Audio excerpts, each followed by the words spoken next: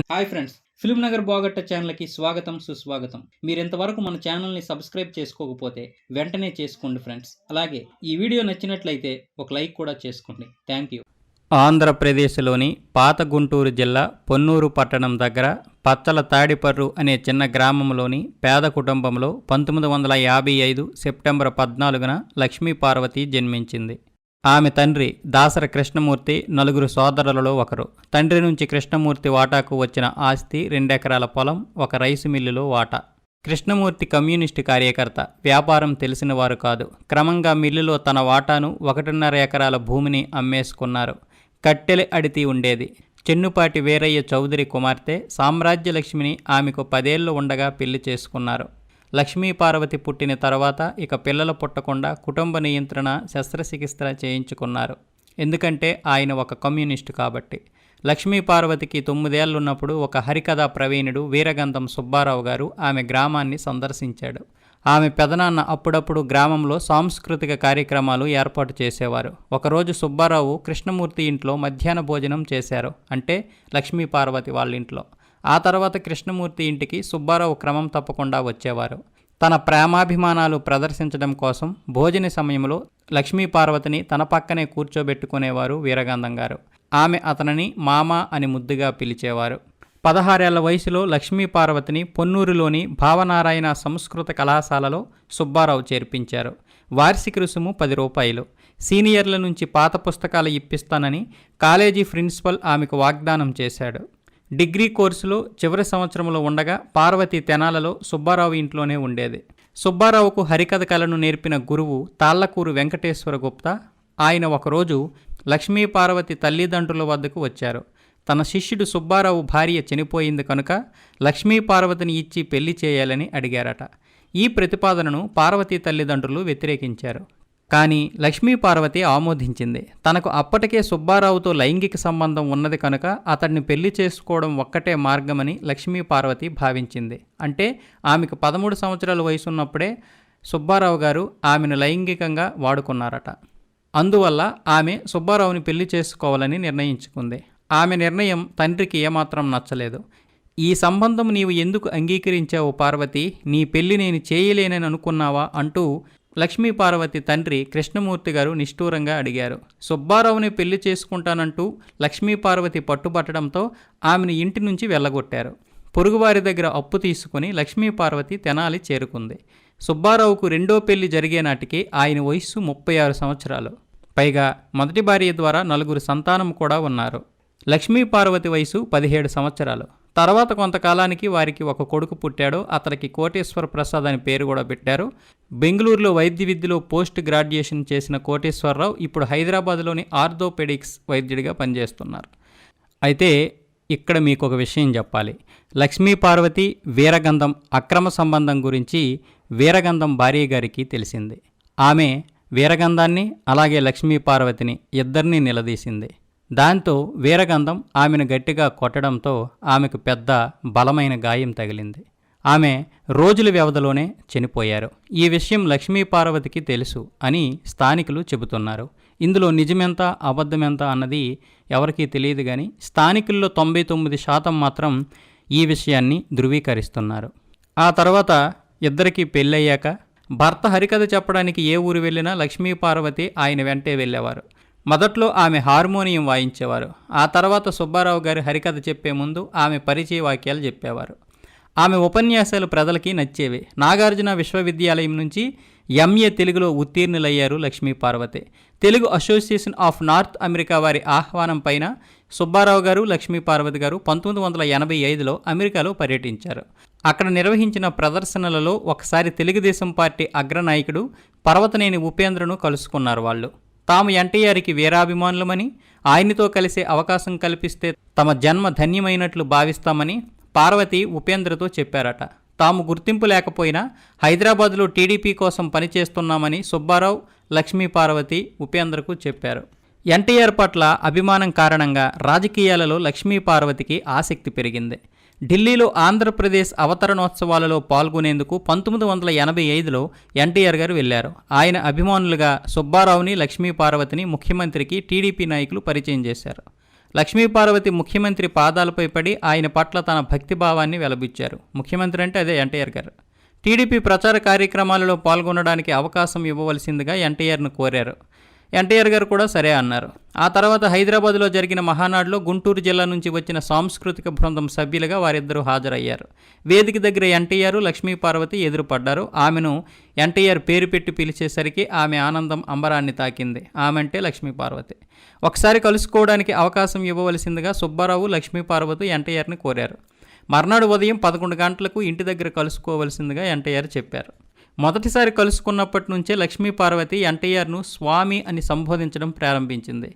ఎన్టీఆర్ను లక్ష్మీపార్వతి ఒక అభ్యర్థన కూడా చేశారట. తన జీవితం గురించి ఆయన మాట్లాడితే ఎన్టీఆర్ జీవిత చరిత్ర రాయాలని ఉన్నదని చెప్పింది.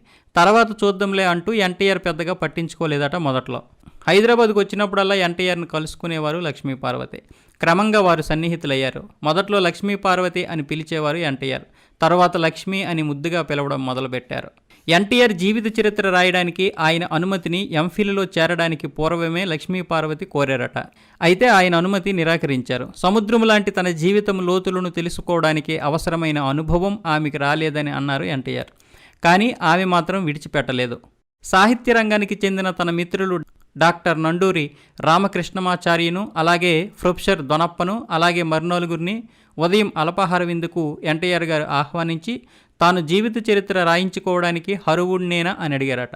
ఈ శతాబ్దంలో గొప్పవారిలో మీరు ఒకరు. కఠోర శ్రమతో, అంకిత భావంతో ఏదైనా సాధించవచ్చుననడానికి మీ జీవితం ఒక ఉదాహరణ. మీ జీవిత కథ భవిష్యత్తు తరాలకు ప్రేరణ ఇస్తుంది అని అక్కడున్నవారంతా ముక్తకంఠంతో ఎన్టీఆర్తో అన్నారు. అప్పుడు రచయిత్రగా లక్ష్మీపార్వతిని వారికి పరిచయం చేశారు. అయితే వాళ్ళకి ఆ విషయం ఎంతగా నచ్చలేదు. మర్నాడు రామకృష్ణ సినీ స్టూడియోలో విలేకరుల గోష్ఠిలో ఎన్టీఆర్ మాట్లాడారు. తన జీవిత చరిత్రను తెలుగులో లక్ష్మీపార్వతి, హిందీలో డాక్టర్ యార్లగడ్డ లక్ష్మీప్రసాద్ రాస్తారని ప్రకటించాడట. ఎన్టీఆర్ జీవిత కథను లక్ష్మీపార్వతి రాస్తున్నారనే వార్తను వార్తాపత్రికలు చాలా ప్రచారం ఇచ్చాయి. మీ జీవిత చరిత్ర రాయడానికి సంతోషంగా ముందుకు వచ్చే డాక్టర్ సి నారాయణ రెడ్డి వంటి సాహిత్య దిగ్గజాలు మీకు మిత్రులు ఉండగా ఇంతవరకు ఒక్క పుస్తకమైనా ప్రచురించని అనుభవం లేని లక్ష్మీపార్వతికి ఎందుకు అవకాశం ఇచ్చారు అని విలేకరులు ప్రశ్నించారు ఎన్టీఆర్ని. అందుకు ఎన్టీఆర్ చిరునవ్వు నవ్వుతూ, అది నా స్వభావం. సినిమా రంగంలో కూడా నేను కొత్త వారికి అవకాశం ఇచ్చాను. మనం అవకాశం ఇచ్చినప్పుడే వారిలో దాగి ఉన్న ప్రతిభ కనిపిస్తుంది. పైగా ఆమె చాలా కాలంగా నన్ను అభ్యర్థిస్తున్నారు. అటువంటి ఆదరాభిమానాలను ఎట్లా కాదంటాం? ఆమె ఎట్లా తనను తాను నిరూపించుకుంటారో చూద్దాం అని సమాధానం చెప్పాడట ఎన్టీఆర్. ప్రతి వారాంతంలోనూ లక్ష్మీపార్వతి హైదరాబాద్ రావడం, ఎన్టీఆర్ను కలవడం జరిగేది. అయితే హైదరాబాద్లో ఉన్నటువంటి సుబ్బారావు మేనకోడలిల్లు, అలాగే నాచారం మధ్య ఉన్నటువంటి ఈ రామకృష్ణ స్టూడియో, వీటి మధ్య తిరగడం శ్రమతో కూడుకున్న పనని, సమయం కూడా వృధా అవుతుందని గమనించిన ఎన్టీఆర్ నరసరావుపేట నుంచి నేరుగా నాచారం వచ్చి ఉండవలసిందిగా లక్ష్మీపార్వతికి చెప్పారట. స్టూడియో పైన కొత్తగా నిర్మించిన ఒక గదిని కూడా కేటాయించారు. నిజానికి ఈమె కోసం ఒక గదిని కేటాయించారంట, దాంట్లోనే ఆమెను పెట్టారు. కానీ చాలామంది ఏమంటారంటే కొత్తగా ఉన్నటువంటి గదిలో ఈమెను పెట్టారని అంటారు. సరే, అది ఏదైనా కావచ్చు. ఉదయం అల్పాహారం, రాత్రి భోజనం ఆమె కోసం తన గదికి వచ్చేవి. మధ్యాహ్నం మాత్రం ఎన్టీఆర్తో కలిసి భోజనం చేసేది ఆవిడ. గౌలుగూడ బస్టాండ్ నుంచి ఆటో రిక్షాలో ఎక్కించుకొని రావడానికి ఎన్టీఆర్ గారు తన సహాయకుడిని పంపించేవారు. ఆ తర్వాత కొన్నాళ్ళకి కారు పంపడం మొదలుపెట్టారు. ఆ తర్వాత లక్ష్మీపార్వతి పూర్తిగా కాలేజీకి సెలవు పెట్టి ఎన్టీఆర్ గారి ఇంటికే వచ్చేసింది. సింహం లాంటి ఎన్టీఆర్ పైన లక్ష్మీపార్వతికి ఎంత పట్టు ఉందో ఈ ఘటన నిరూపించిందని చాలామంది అంటారు.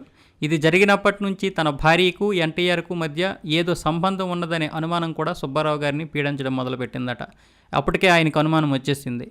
గుంటూరు జిల్లాకు చెందిన కాంగ్రెస్ నాయకులు అప్పటికే ఈ విషయంపైన గుసగుసలాడుకోవడం మొదలుపెట్టారు. దీంతో ఇది రాష్ట్ర వ్యాప్తంగా చర్చనీయాంశమైంది. అంత అందగత్తి కానీ ఒక సాధారణ మహిళతో టీడీపీ అధినేత సన్నిహితంగా ఉంటున్నారన్న వదంతి రాష్ట్రమంతా వ్యాపించింది. ఎన్టీఆర్, లక్ష్మీపార్వతి ఒకరినొకరు బాగా అర్థం చేసుకున్నారు. వ్యక్తిగత విషయాలు కూడా మాట్లాడుకోవడం ప్రారంభించారు. తన భార్య బసవతారకం గారి గురించి, తన జీవితాన్ని తనకే అంకితం చేసిన గొప్ప మనస్సు, వినయశీలం కలిగిన మహిళ అని ఎన్టీఆర్ చెబుతుండేవారంట బసవతారకం గారి గురించి. ఆ విధంగా పరస్పరం మాట్లాడుకుంటున్న సన్నిహిత సందర్భంలో తనను వివాహం చేసుకుంటానని ఎన్టీఆర్ ప్రతిపాదించాడని చెబుతారు. కాదు, లక్ష్మీపార్వతి ఎన్టీఆర్ని పెళ్లి చేసుకుంటానని ముందు చెప్పిందని మరి కొంతమంది అంటారు. ఎన్టీఆర్కి అనుకూలంగా కొంతమంది, లక్ష్మీపార్వతికి అనుకూలంగా కొంతమంది ఈ విషయాన్ని చెప్తారు. అక్కడ ఉన్నవారికి తప్ప మనకెవరికీ తెలియదు. అయితే జరిగిన విషయం ఏంటంటే పద్మావతి అనే స్నేహితురాలికి లక్ష్మీపార్వతి ఫోన్ చేసి సుబ్బారావుతో మాట్లాడవలసిందిగా చెప్పారు. అదే విడాకుల గురించి. పరస్పరం అంగీకారంతో విడాకులు తీసుకునే విషయం వారిద్దరూ చర్చించుకోవలసి ఉంది. పరస్పర అంగీకారంతో విడాకులు తీసుకునే విషయంలో లక్ష్మీపార్వతి, వీరగంధం వీరిద్దరూ కూడా మాట్లాడుకోవలసి ఉండడం వల్ల తన పూర్వ విద్యార్థులు నలుగురిని వెంటబెట్టుకొని లక్ష్మీపార్వతి వీరగంధం గారి దగ్గరికి వెళ్ళింది. లక్ష్మీపార్వతికి, వీరగంధం గారికి చాలా ఘాటుగా విమర్శనాత్మకంగా వాదనలు సుదీర్ఘంగా జరిగాయి. అవసరమైనప్పుడు మధ్యవర్తులు జోక్యం చేసుకొని పరిస్థితిని అదుపులోకి తెచ్చేవారు. లక్ష్మీపార్వతి పథకం ప్రకారం విడాకులు ఇవ్వడానికైతే సుబ్బారావు గారు ఒప్పుకున్నారు. అయితే కొన్ని షరతులు పెట్టారంట ఆయన. ఆ షరతులు ఏంటనేది చాలామంది చాలా రకాలుగా చెప్తారు. ఇక్కడ కూడా వీరగంధం గారి తరపున కొంతమంది, అలాగే లక్ష్మీపార్వతి గారి గురించి కొంతమంది అనుకూలంగా చెప్తారు. అయితే లక్ష్మీపార్వతిని పెళ్లి చేసుకోవాలని నిర్ణయించుకున్న తర్వాత ఎన్టీఆర్ తన పిల్లలతో ఇలా అన్నారట. ఆమెను అంటే లక్ష్మీపార్వతిని మీరు ఇష్టపడరో అన్నది ప్రధానం కాదు. ఆమె అంటే నాకు చాలా ఇష్టం, అదే ప్రధానం. ఆమె నా దగ్గర నుంచి ఏమీ ఆశించడం లేదు. మీ తల్లి మనలను వదిలి వెళ్ళి 7 ఏళ్ళయింది. ఒంటరితనంతో నేను బాధపడుతున్నాను. మీ ఆస్తులు మీకిచ్చాను. మీకు నేనేమీ బాకీ లేను. కుటుంబపరమైన బాధ్యతలేవి నాకు లేవు. ఈ పెద్ద వయస్సులో నాకు ఒక సహచరి కావాలి. నా అవసరాన్ని, నా పరిస్థితులను దయచేసి అర్థం చేసుకోండి. అర్ధరాత్రో అపరాత్రో నేను ఇంటికి తిరిగి వచ్చినప్పుడు నా సంగతి ఎవరు చూస్తారు? నా కోసం ఎవరు ఎదురు చూస్తారు? ఆమెను నిందించకండి. నా సంతానంగా మీరు ఈ విషయం అర్థం చేసుకుంటారని నా ఆశ అని వివరంగా చెప్పారట ఎన్టీఆర్. ఏ తండ్రి కూడా తన సమస్యను తన పిల్లలకు ఇంత వివరంగా, ఇంత నిజాయితీగా, ఇంత స్పష్టంగా చెప్పు ఉండరని ఎన్టీఆర్ గారి సన్నిహితులు చెబుతున్నారు. ఎన్టీఆర్ తన సంతానంతో ఇంకా ఇలా మాట్లాడారట. నాకు ఇప్పుడు భౌతిక బంధాలు ముఖ్యం కాదు. నాకు ప్రేమానురాగాలు, తోడు కావాలి. ఈ విషయంలో నా కోరికను గౌరవించండి. మీరు నా సంతానం. తక్కిన వారెవరూ మీ స్థానంలోకి రాలేరు. అదేవిధంగా మీ తల్లి స్థానం నా హృదయంలో పదిలంగా ఉంది. ఆమె స్థానంలో మరెవ్వరూ రాలేరు. ఎవరికీ నేను అన్యాయం చేయడం లేదు. నాకు నేను ఒక తోడు తెచ్చుకుంటున్నాను అన్నారట ఎన్టీఆర్. కానీ ఎన్టీఆర్ గారి పిల్లలు మంకుపట్టు పట్టారు. ఆమె నుంచి ఎన్టీఆర్ దూరం కావాలని పదే చెప్పేవారట. ఎన్టీఆర్ కుటుంబ సభ్యులు ప్రదర్శించిన వైఖరి నిర్దయతోనూ కఠినాత్మతోనూ కూడుకున్నదని పరిశీలకులలో చాలామంది భావించారు. అయితే ఇక్కడ మనం ఒకటి అర్థం చేసుకోవాలి. అపార్థం చేసుకోవాలన్నా, అర్థం చేసుకోవాలన్నా మనం ఆ ప్లేస్లో ఉండి వాళ్ళని చూడాల్సింది. ఏ కొడుకులైనా సరే తమ పవిత్ర మాతృమూర్తి ప్లేస్లో వేరే వాళ్ళు ఉండడానికి ఇష్టపడరు. పైగా బసవతారకం గారంటే పిల్లలకి ఎంతో ఇష్టం. ఇంకా చెప్పాలంటే ఎన్టీఆర్ గారు ఎప్పుడు పిల్లల ముందు సీరియస్గా ఉండేవారట అంటూ. దానివల్ల వాళ్ళు బసవతారకం గారికే ప్రేమగా దగ్గరయ్యారు. బసవతారకం గారు కూడా వాళ్ళని చాలా ప్రేమగా ముద్దుగా పెంచారు. ఒకరు కాదు, ఇద్దరు కాదు, 12 మంది పిల్లలు. అందులో ఒకరు చనిపోయారు, రామకృష్ణ గారు. మిగతా 11 మందిని ఆమె ఎంత అల్లారు ముద్దుకు పెంచి ఉంటారో అర్థం చేసుకోవచ్చు. ఎందుకంటే ఎన్టీఆర్ గారు చాలా బిజీగా ఉండేవారు సినిమాల్లో, ఆ తర్వాత రాజకీయంలో. సో పిల్లలకి ఆయన దగ్గర అయిన సందర్భాలు అయితే లేవు. అలాంటి తల్లి ప్లేస్లో వేరే వాళ్ళు వస్తున్నారంటే ఏ పిల్లలకైనా ఎలా ఉంటుంది, ఇది మనం అర్థం చేసుకోవాలి. నేను లక్ష్మీపార్వతి గారిని విమర్శించడం లేదు, అలాగే ఎన్టీఆర్ గారిని విమర్శించడం లేదు, పిల్లల్ని సమర్థించడం లేదు, అలాగే ప్రశంసించడం లేదు. అక్కడ ఉన్నటువంటి పరిస్థితుల గురించి చెప్తున్నాను. ఇక మీ మనసుతో మీరు ఆలోచించుకోవచ్చు దీని మీద. ఇక అప్పటి నుంచి రాజకీయ వర్గాలలోనూ మేధావులలోనూ ఎన్టీఆర్ లక్ష్మీపార్వతి బాంధవ్యం గురించి చర్చనీయాంశమైంది. అయితే లక్ష్మీపార్వతి ఎన్టీఆర్ కొడుకును కనాలని కోరుకున్నారట. దానివల్ల అప్పటికే ఎన్టీఆర్ గారికి షుగర్ ఉంది. దాంతో మధుమేహ వైద్యుడు డాక్టర్ సుధాకర్ రావును ఒకరోజు ఎన్టీఆర్ గారు ఫోన్ చేసి పిలిపించి రీకానలైజేషన్ ఆపరేషన్ చేసే మహిళా వైద్యురాలు ఎవరైనా తెలిసిన వారుంటే చెప్పమని అడిగారట. పురాణాపూల్లోని ప్రభుత్వ ప్రసూతి ఆసుపత్రి సూపరింటెండెంట్ డాక్టర్ మహాలక్ష్మి పేరు చెప్పారు ఆయన. అయితే ఆయన అప్పుడు ఎవరికి రీకానలైజేషన్ చేయాలో ఎన్టీఆర్ చెప్పలేదు. డాక్టర్ సుధాకర్ రావు అడగలేదు. 1992 ఏప్రిల్ 13న రీకానలైజేషన్ ప్రొసీజర్ లక్ష్మీపార్వతి చేయించుకున్నారు. డాక్టర్ సుధాకర్ రావును ఎన్టీఆర్ మరోసారి పిలిపించారు. తాను బలహీనంగా ఉన్నానని, బలం పెంచుకోవడానికి ఫలానా ఇంజెక్షన్ వాడవచ్చా అని అడుగుతూ ఒక చీటీ కూడా చూపించారు ఆయన. దానిని ఒక మిత్రుడు రాశారని కూడా చెప్పారు. అయితే ఆ చీటీ చూసి డాక్టర్ సుధాకర్ రావు గారు దిగ్భ్రాంతికి గురయ్యారు. ఇది చాలా ప్రమాదకరమైన ఔషధమని, ఎంజీఆర్ ప్రాణాలు పోగొట్టుకున్నది ఇటువంటి మందులు వాడేనని సుధాకర్ రావు గారు ఎన్టీఆర్కు చెప్పారట. ఆ ఇంజెక్షన్లు ఎన్టీఆర్కి ఇవ్వడం వృత్తిపరమైన విలువలకు విరుద్ధమని, తాను ఆ పని చేయలేనని డాక్టర్ సుధాకర్ రావు గారు చెప్పేశారు.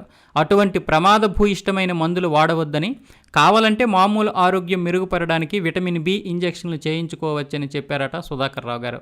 అయితే ఆ హితవు ఎన్టీఆర్ గారికి నచ్చినట్టు లేకపోవడంతో అంతటితో దాన్ని వదిలేశారు. నిజానికి ఆయన బలం పెంచుకున్నది ఎలాగైనా సరే లక్ష్మీపార్వతితో ఒక కొడుకు కందామని. ఆయన ఉద్దేశం ఏమిటంటే లక్ష్మీ పార్వతితో గనక ఒక సంతానాన్ని కంటే ఆమెకి ఎటువంటి ఇబ్బంది ఉండదు తన పిల్లల నుంచి. అలాగే ఇక తనకు కూడా వయసు అవుతుంది కాబట్టి తను మరణించిన తర్వాత అయినా సరే ఆ సంతానంతో ఆమె హ్యాపీగా బ్రతుకుతుందని ఎన్టీఆర్ గారు అభిప్రాయపడ్డారని కొంతమంది ఆయన సన్నిహితులు చెబుతుంటారు. ఆ ఇంజెక్షన్ల గురించి ఎన్టీఆర్ తనతో మళ్ళీ మాట్లాడలేదని, మరో డాక్టర్ను చూసుకున్నారని డాక్టర్ సుధాకర్ రావు అన్నారు.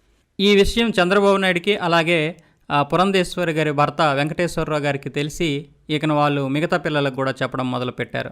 తమ ప్రియమైన దివంగత మాతృమూర్తి స్థానాన్ని లక్ష్మీ పార్వతి ఆక్రమించడం ఎన్టీఆర్ సంతానానికి మింగుడు పడలేదు. దాంతో వాళ్ళు లక్ష్మీ పార్వతిపై కోపంగా ఉండేవారు. ఆమెను ఎలాగైనా ఎన్టీఆర్ నివాసం నుంచి బయటికి ఈడ్చేసి వెళ్ళగొట్టాలని బలంగా నిర్ణయించుకున్నారు. కానీ ఆమెను కాపాడడానికి తన శక్తినంతా వినియోగిస్తున్న తమ తండ్రిని ఎదుర్కోవడానికి సాహసించలేకపోయారట. తిట్లు, శాపనార్థాలు, బెదిరింపులు కొనసాగుతూనే ఉండేవి. తన పిల్లలు ఎప్పటికీ లక్ష్మీ పార్వతి విషయంలో సమాధానపడే అవకాశం లేదని, సహజీవనం కంటే పెళ్లి చేసుకుని దాని ఫలితంగా సంభవించే పరిణామాలు ఎదుర్కోవడం మేలని ఎన్టీఆర్ గారు భావించి తిరుపతి వెళ్ళి పెళ్లి చేసుకోవాలని నిర్ణయించుకున్నారు.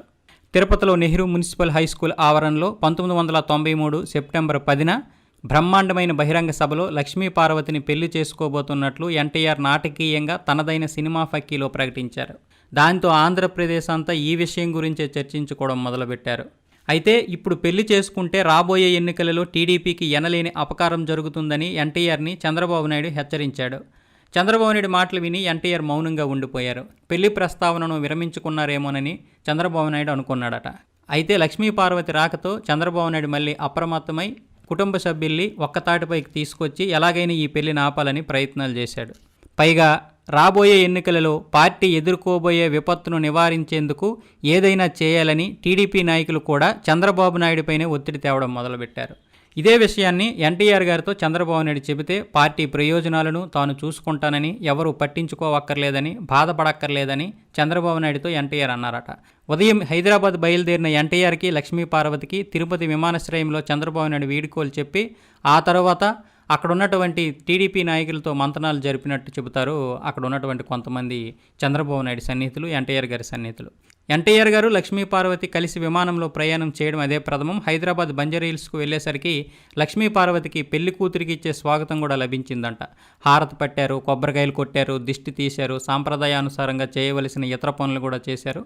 1993 సెప్టెంబర్ 11న 71 సంవత్సరాల ఎన్టీఆర్ 36 ఏళ్ల లక్ష్మీ పార్వతిని శాస్త్రోక్తంగా వివాహం చేసుకున్నాడు. ఈ పెళ్లిని రిజిస్టర్ కూడా చేయించారట ఎన్టీఆర్. అయితే ఈ పెళ్లి వ్యవహారం పార్టీని దెబ్బతీస్తుందని టీడీపీ నాయకులు భయపడ్డ మాట వాస్తవం. కానీ మహిళల ఉద్యమ నాయకురాలు మల్లాది సుబ్బమ్మ మాత్రం లక్ష్మీ పార్వతిని పెళ్లి చేసుకున్నందుకు ఎన్టీఆర్కు అభినందనలు చెప్పారు. కుటుంబ నియంత్రణ శస్త్రచికిత్స చేయించుకోవాలంటూ ఎన్టీఆర్కి ఆయన రెండో భార్యకి ఒక విలేకరుల ఇష్టాగోష్ఠిలో సలహా కూడా ఇచ్చారు. కానీ అది వాళ్ళకి నచ్చలేదు. ఎలాగైనా లక్ష్మీ పార్వతికి సంతానం ఇవ్వాలని ఎన్టీఆర్, అలాగే ఎన్టీఆర్ ద్వారా కొడుకునైనా కనాలని లక్ష్మీ పార్వతి ఈ విషయంలో గట్టిగానే నిర్ణయం తీసుకున్నారు. కానీ అది కొన్ని ఆరోగ్య సమస్యల వల్ల కుదరలేదు. ఈ విషయం లక్ష్మీ పార్వతి గారే ఎన్టీఆర్ గారి జీవిత చరిత్రలో రాశారు. అయితే ఎన్టీఆర్ గారు అప్పటికే తన పిల్లలకి ప్రతి ఒక్కరిని కూడా వెల్ సెటిల్ చేశారు. ప్రతి ఒక్కరికి ఒక అందమైన భవనం ఇచ్చారు. దానికి తోడు ఒక థియేటర్నో, పొలాన్నో, లేకపోతే ఇంకొక ప్రాపర్టీనో ఇచ్చారట. చెంచురామయ్య గారి కుమార్తె, అదే డాక్టర్ దగ్గుపాటి వెంకటేశ్వరరావు గారి చెల్లెల్ని తన పెద్ద కుమారుడు జయకృష్ణకు భారీగా చేసుకున్నారు. అలాగే తిరిగి దగ్గుపాటి వెంకటేశ్వరరావుకి ఎన్టీఆర్ రెండో కుమార్తె పురంధేశ్వరి గారిని ఇచ్చి వివాహం చేశారు.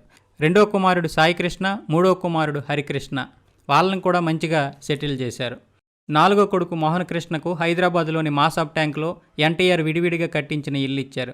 ఎన్టీఆర్ హైదరాబాద్కు మకాం మార్చిన తర్వాత కొన్నేళ్ల పాటు ఆయన ఐదో కుమారుడు బాలకృష్ణ చెన్నైలో కాపురం ఉండేవారు. కొన్నేళ్ల తర్వాత బాలకృష్ణ కూడా హైదరాబాద్ వచ్చి జూబ్లీ హిల్స్ రోడ్ నెంబర్ 45లో ఉన్నటువంటి ఇల్లును తీసుకున్నారు. ఇక ఆరో కుమారుడి పేరు నందమూరి రామకృష్ణ, ఈయన్నే జూనియర్ రామకృష్ణ అంటారు. మొట్టమొదటి సంతానం రామకృష్ణ గారు చనిపోవడం నేపథ్యంలో ఆరో కుమారుడికి ఆయన పేరు పెట్టారు. ఆయనకు కూడా నివాసం ఏర్పాటు చేశారు. ఏడో కుమారుడు జయశంకర్ కృష్ణ గారు పెళ్లి చేసుకోకుండా బ్రహ్మచారిగానే ఉండిపోయారు. ఆయన అబిడ్స్లోని ఎన్టీఆర్ గృహంలోనే ఉండేవారు. ఇకపోతే కూతురుల్లో పెద్ద అమ్మాయి లోకేశ్వరి తన భర్తతో చెన్నైలో ఉండేవారు. రెండో అమ్మాయి పురంధేశ్వరి, బంజారాహిల్స్ రోడ్ నెంబర్ 13లో తన నివాసంతో భర్త డాక్టర్ దగ్గుపాటి వెంకటేశ్వరరావు గారితో ఉండేవారు. మూడో కుమార్తె భువనేశ్వర్ని చంద్రబాబు నాయుడుకి ఇచ్చి పెళ్లి చేశారు. ఈ విషయం అందరికీ తెలిసిందే. ఇకపోతే వారి కుమారుడు లోకేష్ బాలకృష్ణ కుమార్తె బ్రాహ్మణిని పెళ్లి చేసుకున్నాడు. చంద్రబాబు నాయుడు కుటుంబం ముందు రోడ్ నెంబర్ 45లో బాలకృష్ణ ఉంటున్న ఇంట్లో కొంతకాలంగా ఉండేవారు. తర్వాత రోడ్ నెంబర్ 65 జూబ్లీ హిల్స్లో తమ సొంత ఇంటిని నిర్మించుకుని అక్కడికి మారారు చంద్రబాబు. ఇక నాలుగో కుమార్తె ఉమామహేశ్వరి కోయంబత్తూరుకి చెందిన వ్యాపారి నరేష్ రాజన్కు ఇచ్చి వివాహం చేశారు. ఆ వివాహం విడాకుల వరకు వెళ్ళింది. విడాకులు తీసుకున్న తర్వాత శ్రీనివాస్ అనే వ్యక్తికి ఇచ్చి పెళ్లి చేశారు. వారు చాలా కాలం అమెరికాలో ఉండి హైదరాబాద్కు తిరిగి వచ్చారు. 57 ఏళ్ల ఉమామహేశ్వరి 2022 ఏప్రిల్ 1న హైదరాబాద్లో ఆత్మహత్య చేసుకుని సంచలనానికి దారితీశారు. ఈ విషయం అందరికీ తెలిసిందే. ఎన్టీఆర్ని పిల్లలెవరూ పట్టించుకోకపోవడం వల్లే ఆయనకు తోడు కావాలని కోరుకున్నారని చాలామంది అంటారు. కానీ చాలామంది ఏమంటారంటే ఎన్టీఆర్ను పిల్లలు పట్టించుకోలేదనడం తప్పు. ఆయన అవసరానికి తగ్గట్టు వారి జీవితాలను మలుచుకున్నారు అని టీడీపీతో ఆది నుంచి సంబంధ బాంధవ్యాలు కలిగిన ఏవి రమణ గారు చెబుతున్నారు. నిజానికి రామకృష్ణ గారి భార్య జయశ్రీ గారు మామగారికి అవసరమైన సౌకర్యాలు కల్పించడానికి తెల్లవారుజామునే లేచేవారట. బసవతారకం గారు మరణించినప్పటి నుంచి అది ఆమె రోజువారి బాధ్యత. ప్రతిరోజు ఉదయం పురంధేశ్వరి గారు తండ్రిని పలకరించేవారు. ఆయనకు కావలసిన ఏర్పాట్లు చేయించేవారు. భువనేశ్వర్ గారు కూడా తరచుగా వచ్చి వెళుతుండేవారు. అలాగే మీ నాన్నగారికి ఏమైనా కావాలేమో చూడని చంద్రబాబు నాయుడు గారు చెబుతుండేవారట భువనేశ్వర్ గారికి. ఎన్టీఆర్ గారికి అబిడ్స్ ఇల్లు అంటే చాలా ఇష్టం. దానివల్ల అబిడ్స్ నివాసంలోనే ఇష్టం వచ్చినట్లు ఉండవచ్చని మీకు కావలసిన ఏర్పాట్లన్నీ చేస్తానని రామకృష్ణ గారు కూడా అన్నారట. నిజానికి రామకృష్ణ గారు తన తండ్రి కాళ్ళపై పడి మీకేం కావాలంటే అది మేము ఏర్పాటు చేస్తాం, దయచేసి బంజారాహిల్స్ ఇంటికి మాత్రం రావద్దు, మీరు ఈ ఇంట్లోనే ఉండండి, ఈ ఇంట్లో మీకు కావాల్సినవన్నీ మేము ఏర్పాటు చేస్తాం, మీరు ఒంటరి ఫీలింగ్ రాకుండా చేస్తామన్నారట. కానీ ఎన్టీఆర్ గారు వినకుండా బంజారాహిల్స్ రోడ్ నెంబర్ 13లో ఉన్నటువంటి ఇంటికి లక్ష్మీ పార్వతితో సహా ఇంటికి మారారు. అప్పటి నుంచి కుటుంబ సభ్యుల్లో ఇంకా సమస్యలు ఎక్కువయ్యాయి. నిజానికి లక్ష్మీ పార్వతి ఎన్టీఆర్ ఎప్పుడు కలిసి తిరగడం, పక్కపక్కనే ఉండడం, లక్ష్మీ పార్వతి రాజకీయాల్లో జోక్యం పెరగడం ఇవన్నీ కూడా కుటుంబ సభ్యులకి నచ్చలేదు. ముఖ్యంగా చంద్రబాబు నాయుడు గారికి అస్సలు నచ్చలేదు. ఆయన ప్లానింగ్ ఏంటో ఎవరికీ తెలియదు. ఎన్టీఆర్ దగ్గరికి ఎప్పుడైనా కొడుకులు కానీ కూతుర్లు కానీ వస్తే ఆఫీస్ గదిలో తండ్రితో మాట్లాడి వెళ్ళిపోయేవారట. లక్ష్మీ పార్వతిని మాత్రం పలకరించేవారు కాదంట. తన మామగారు లక్ష్మీ పార్వతిని పెళ్లి చేసుకోవడం పురోగామి చర్యగా పెద్దలు డాక్టర్ దగ్గుపాటి వెంకటేశ్వరరావు గారే ముందుగా అభివర్ణించారు. ఆయనకే ఆయన మామగారు పెళ్లి చేసుకోవడం ఇష్టం లేదు. ఆయనకు కూడా బసవతారకం గారు అంటే చాలా ఇష్టం. ఆ ప్లేస్ని వేరొక్కరు భర్తీ చేయడం ఎవ్వరికీ కూడా నచ్చలేదు. అలాగే లక్ష్మీ పార్వతి రాజకీయంగా జోక్యం పెరగడం, ఆమెకు ఉప ముఖ్యమంత్రిగా అనౌన్స్ చేయడం కూడా పార్టీ నాయకులకి నచ్చలేదు. పార్టీలో ఆమెకు పట్టు పెరగడం, అలాగే చంద్రబాబు నాయుడు అలాగే దగ్గుపాటి వెంకటేశ్వరరావుని దూరం పెట్టడం కూడా ఎవరికీ నచ్చలేదు. ఈ విషయంలో ఎన్టీఆర్ గారికి తెలుసో తెలియదు కానీ కొంతమంది చెబుతున్నది ఏమిటంటే చంద్రబాబు నాయుడిని వెంకటేశ్వరరావుని లక్ష్మీ పార్వతి దూరం పెట్టడం, రాజకీయంగా దగ్గరకు రాకుండా చేయడం ఎన్టీఆర్ గారికి పార్టీకి దూరం పెట్టడానికి ప్రయత్నించిందని చెప్తారు. దీనివల్ల ఎలాగైనా సరే పార్టీకి నష్టం కలుగుతుందని చంద్రబాబు నాయుడు కుటుంబ సభ్యులందరినీ ఏకతాటిపైకి తీసుకొచ్చి కనీసం పార్టీనైనా కాపాడుకుందాం, ఎన్టీఆర్ గారిని ఎలాగో మనం కాపాడుకోలేకపోయాం, ఆమె కుట్రలు కుతంత్రలు చూస్తుంటే పార్టీ నాశనం అయిపోతుందని చంద్రబాబు నాయుడు గారు కుటుంబాన్ని ఏకం చేశారని కొంతమంది చెబుతున్నారు. ఈ విషయాన్నే కొంతమంది లక్ష్మీ పార్వతి గారికి అనుకూలంగా చెప్తారు. ఇక్కడ ఏం జరిగిందనేది మనమే ఊహించుకోవాలి. ఇంకా ఎన్టీఆర్ లక్ష్మీ పార్వతి వివాహం టీడీపీ నాయకులలో నిస్పృహకు తావివ్వగా కాంగ్రెస్ నాయకులలో ఆశాభావం రేకెత్తించింది. ఈ వివాహాన్ని ప్రజలు ఎట్లా స్వీకరించారన్న దానిపైనే ఎన్నికలలో ఫలితాలు ఆధారపడి ఉంటాయని అందరూ అనుకున్నారు. అయితే ఆ తర్వాత జరిగే ఎన్నికలలో తెలుగుదేశం పార్టీ గెలిచింది. పార్టీ గెలిచిన తర్వాత వైస్రాయ్లో సంఘటన జరిగింది. ఆ వైస్రాయ్లో జరిగిన సంఘటన ఏంటనేది ఎన్టీఆర్ యథావిధిగా 1995 ఆగస్టు 23న సచివాలయానికి వెళ్ళారు. గురువారం నుంచి అనంతపురం, కడప జిల్లాలతో మొదలుపెట్టి ముఖ్యమంత్రి ఎమ్మెల్యేలను జిల్లాల వారీగా కలుసుకుంటారంటూ ఆ రోజు పత్రికలలో వార్త ప్రచురించారు. ఎన్టీఆర్ కార్యాలయంలో పెద్దగా సందడైతే లేదు. అక్కడికి 100 గజాల దూరంలో ఉన్న ఆర్థిక మంత్రి చంద్రబాబు ఛాంబరు ఎమ్మెల్యేలతో కిక్కిరిసిపోయింది. చంద్రబాబు నాయుడు సచివాలయానికి 10:30 కల్లా వచ్చేశారు. లక్ష్మీ పార్వతిది పైచేయి అయ్యేటట్టు కనిపిస్తున్నది కనుక తమ సంగతి ఏం కాబోతున్నదని చంద్రబాబు నాయుడు వర్గానికి చెందిన ఎమ్మెల్యేలలో గుబులు పెరుగుతోంది. ఎన్టీఆర్ గారిని అడిగి తెలుసుకుందామని వారంతా హైదరాబాద్ వచ్చి ఆర్థిక మంత్రి ఛాంబర్కు చేరుకున్నారు. సచివాలయంలో చంద్రబాబు నాయుడు ఛాంబర్లో జరుగుతున్న హడావిడి లక్ష్మీ పార్వతి వర్గానికి ఆశ్చర్యం, భయం కలిగించింది. చంద్రబాబు నాయుడికి అత్యంత సన్నిహితులైన నాయకులు ఎమ్మెల్యేలకు ఫోన్లు చేసి సస్పెండ్ కాబోతున్న ఎమ్మెల్యేల జాబితాలో వారి పేర్లు కూడా ఉన్నాయని చెప్పారు. దానితో వెంటనే బయలుదేరి హైదరాబాద్కు రావాలని చెప్పారు. ఎన్టీఆర్కు మద్దతు ఇవ్వడం వల్ల ప్రయోజనం లేదని, చంద్రబాబు నాయుడికి మద్దతు ఇస్తే చాలా ప్రయోజనాలు ఉంటాయని వారికి తెలియజెప్పారు. మన గతం ఎన్టీఆర్, మన భవిష్యత్తు చంద్రబాబు నాయుడు అని స్పష్టంగా చెప్పారు. 16 జిల్లాల నుంచి సుమారు 80 మంది ఎమ్మెల్యేలు చంద్రబాబు నాయుడు ఛాంబర్కి వచ్చి తమ భవిష్యత్తు ప్రణాళిక గురించి చర్చించారు. మరో 40 మంది ఎమ్మెల్యేలు చంద్రబాబు నాయుడుతో ఫోన్లో మాట్లాడారు. అప్పటికే చాలామంది ఎమ్మెల్యేలు ఒక భయం పట్టుకుంది, లక్ష్మీ పార్వతి పార్టీని అల్లుకొల్లోలం చేసేస్తుంది అని. అయితే ఎక్కువగా మానసికంగా టీడీపీ ఎమ్మెల్యేలలో అత్యధికులు ఎన్టీఆర్ పక్షానే ఉన్నారు. అప్పటికి కూడా తమను రాజకీయాలలోకి తెచ్చిన వ్యక్తికి వ్యతిరేకంగా వ్యవహరించకూడదనుకున్నారు. కానీ వారిలో చాలామందికి లక్ష్మీ పార్వతి అంటే గొప్ప గౌరవం కానీ నమ్మకం కానీ లేవు. రాజకీయ పరిస్థితులు చక్కబెట్టడం చంద్రబాబు నాయుడికి బాగా చేతనవుతుందని వారి అభిప్రాయం. ఎమ్మెల్యేలందరూ ఎన్టీఆర్ ఇంటి ముందు ధర్నా చేసి లక్ష్మీ పార్వతిని ఇంటి నుంచి పంపించేయాలని కోరాలన్నది అప్పుడు అనుకున్న ప్రణాళిక. 1995 ఆగస్టు 24 పరిణామాలు శరవేగంగా సంభవించాయి. చంద్రబాబు నాయుడు వర్గం ప్రతిపాదనలు సమంజసమైనవని, వాటికి అంగీకరించమని వాళ్ళ నాన్నగారికి చెప్పేందుకు హరికృష్ణ, బాలకృష్ణ ఎన్టీఆర్ని అప్పటికే 2 విడతలు కలుసుకున్నారు. కుటుంబాన్ని మంచి చేసుకోవడానికి పార్టీ ప్రధాన కార్యదర్శి పదవిని హరికృష్ణకు ఇవ్వడానికి ఎన్టీఆర్ సంసిద్ధత ప్రకటించారు. అయితే లక్ష్మీ పార్వతిని ఇంటి నుంచి పంపించి వేయడం మినహా మరే చర్య హరికృష్ణను కానీ చంద్రబాబు నాయుడిని కానీ సంతృప్తి పరచలేదు. ఎన్టీఆర్ ఇవ్వజూపిన పార్టీ ప్రధాన కార్యదర్శి పదవిని రాజకీయ పరిశీలకులు ఊహించినట్టే హరికృష్ణ తిరస్కరించారు. లక్ష్మీ పార్వతి దగ్గుబాటితో మాట్లాడారు. ఆయన ఎన్టీఆర్కు మద్దతు తెలుపుతున్నట్లే మాట్లాడారు. కానీ చంద్రబాబు నాయుడుతో మాట్లాడిన తర్వాత మనసు మార్చుకున్నారు. తోడల్లుడిని విశ్వసించాలని అప్పట్లో నిర్ణయించుకున్నారు దగ్గుపాటి వెంకటేశ్వరరావు గారు. ఎందుకంటే పరిస్థితులు అలాగున్నాయి. ఈలోగా వైజాగ్లో షూటింగ్లో ఉన్న బాలకృష్ణ మధ్యాహ్నం 12 గంటలకు విమానం దిగి నేరుగా వైస్రాయ్ హోటల్కు వెళ్ళిపోయాడు. బాలయ్య వెళ్ళిన తర్వాత నేను కూడా వెళ్ళకపోతే బాగుండదని హరికృష్ణ కూడా వెళ్ళారు. అప్పటికే చంద్రబాబు నాయుడు దగ్గర నుంచి హరికృష్ణకు పదేపదిగా ఫోన్లు వస్తూనే ఉన్నాయి. ఫోన్ల ఒత్తిడిని హరికృష్ణ తట్టుకోలేకపోయారు. జాస్తి చలమేశ్వర్, హరికృష్ణ కలిసి వైస్రాయ్ హోటల్కు వెళ్లారు. ఎన్టీఆర్కి అత్యంత ఆప్తుడైన హరికృష్ణ తిరుగుబాటు శిబిరంలో కనిపించడం టీడీపీ ఎమ్మెల్యేలకు ఆశ్చర్యం కలిగించింది. హరికృష్ణ రాకతో వాతావరణంలో మార్పు వచ్చింది. ఎమ్మెల్యేల్లో జోష్ పెరిగింది, హడావిడి పెరిగింది. అగ్రనాయకుల మధ్య సమాలోచనలు జరిగాయి. చిట్ట చివరగా తీసుకున్న నిర్ణయం ప్రకారం కుటుంబ సభ్యులంతా ఒక ప్రతినిధి బృందంగా వెళ్లి ఎన్టీఆర్ను కలిసి లక్ష్మీ పార్వతిని దూరంగా పెట్టవలసిందిగా కోరాలి. సమాలోచనలు జరిగిన గదికి ఎదురుగా ఉన్న మరో గదిలో కూర్చున్న చలమేశ్వర్ హరికృష్ణతో మాట్లాడారు. మీ నాన్నగారితో మాట్లాడేటప్పుడు ఎట్టి పరిస్థితుల్లోనూ ఆవేశపడవద్దు, తండ్రి పట్ల గౌరవం, విధేయత చూపాలి, కోపం ప్రదర్శించవద్దు అని చెప్పారు. హరికృష్ణ సమయం కోల్పోయి ఆగ్రహం ప్రదర్శిస్తే చర్చలు విఫలమవుతాయి. చంద్రబాబు నాయుడు పథకం జయప్రదమవుతుంది. నువ్వేమి చేస్తావో నాకు తెలియదు. ఆయనతో వాదిస్తావో, అభ్యర్థిస్తావో, ఆయన కాళ్ళు పట్టుకుంటావో, ఏం చేస్తావో నాకు తెలియదు. ఈ ఒక్కరోజు నీ మాట వింటే ఇక జీవితాంతం ఆయన మాట నువ్వు వింటానని, ఆదేశాలు శిరసావహిస్తానని చెప్పు అంటూ చిలక్క చెప్పినట్టు హరికృష్ణ గారికి జస్టిస్ చలమేశ్వర్ గారు చెప్పారు. దాంతో హరికృష్ణ ఎన్టీఆర్ గారి దగ్గరికి వెళ్ళి ఈ ఒక్కసారి మాకు సహకరించండి, లక్ష్మీ పార్వతి రాజకీయాలలో ఉండరని ప్రకటించండి. అలా చేస్తే ఈ హరికృష్ణ మీ జీవితాంతం మీరు చెప్పినట్లు వింటాడు, లేకపోతే మీకు దక్కకుండా పోతాడు అని స్పష్టంగా వినయంగా ఎన్టీఆర్తో చెప్పాడు హరికృష్ణ. దాంతో ఎన్టీఆర్ గారు ఏం చేసుకుంటారో చేసుకోండి అని అన్నారు. ఈ ఘటనతో ఆట తీరే మారిపోయింది. హరికృష్ణ చంద్రబాబు నాయుడుతో చేతులు కలపాల్సి వచ్చింది. ఆ తర్వాత చంద్రబాబు నాయుడు కూడా స్వయంగా ఎన్టీఆర్ని కలుసుకున్నారు. మీ నాయకత్వం పైన ఇది తిరుగుబాటు కాదు, లక్ష్మీ పార్వతి నుంచి పార్టీని కాపాడడానికి జరుగుతున్న ప్రయత్నం ఇది. మీరు మాకు ఎప్పటికీ నాయకుడిగానే ఉంటారు. ఎమ్మెల్యేలు అదుపు తప్పిపోతున్నారని ఎన్టీఆర్తో చంద్రబాబు నాయుడు చెప్పారు.